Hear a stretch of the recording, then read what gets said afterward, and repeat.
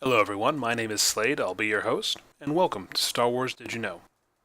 The superweapons, known as World Devastators, were designed by Umek Leith prior to the Death Star's completion at the Maw installation. The design of the World Devastators was based on the Imperial Leviathan, a previous class of vessel that was essentially a mobile weapons factory that could produce any number of materials for war. However, unlike the Imperial Leviathan, the World Devastators were built not to have resources brought to it, but to bring themselves to the resources, stripping entire planets bare so they could produce weapons of war for the Empire. Despite the devastating capabilities of the World Devastators, in theory being able to wage a perpetual war, supplying themselves with their own weapons and munitions, it was believed by Alliance intelligence that these weapons were never completed, and thus existed only as schematics.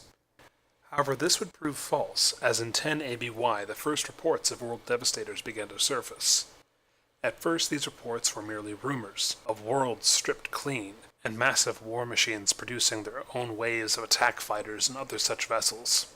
Soon after, however, these rumors would become reality, when the reborn Emperor Palpatine launched his offensive from the deep core. It was spearheaded not only by massive star dreadnoughts, but by the now confirmed World Devastators. It is never confirmed just how many different worlds would suffer at the hands of the World Devastators, though it is implied that multiple worlds would in fact suffer. The one world we know of for sure, where a battle was fought between New Republic forces and the World Devastators, was on the homeworld of the Mon Calamari, the planet Dak.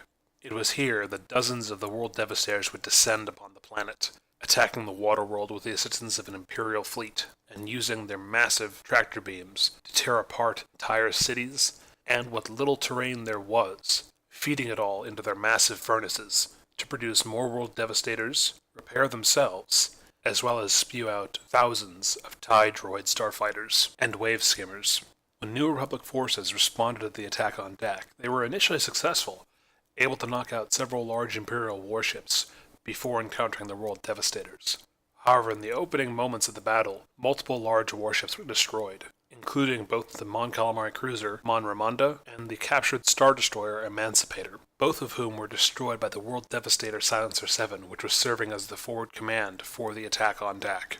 Despite this initial success and failure against the World Devastators, the New Republic would continue their attack, hitting the World Devastators repeatedly with everything they had. And while in some cases, against smaller World Devastators, they were successful, the large vessels like Silencer 7 remained seemingly invulnerable, unable to be hurt or stopped in their progress across Dak's surface. Ultimately, it was not force of arms that would bring the World Devastators to a halt. Instead, it was internal sabotage. Luke Skywalker, who had been captured by the Emperor and had been leading the Imperial forces, secretly uploaded a scrap code to the World Devastators. Initially, this code halted their operations, but eventually, once the code was fully realized, it would force the World Devastators to turn on one another, using their molecular furnaces and tractor beams to tear each other apart. And in this way, the majority of the world-destroying machines would be stopped and ultimately annihilated. However, a few did survive, and we know of at least one, possibly two, that were used by the New Republic as mobile scrappers.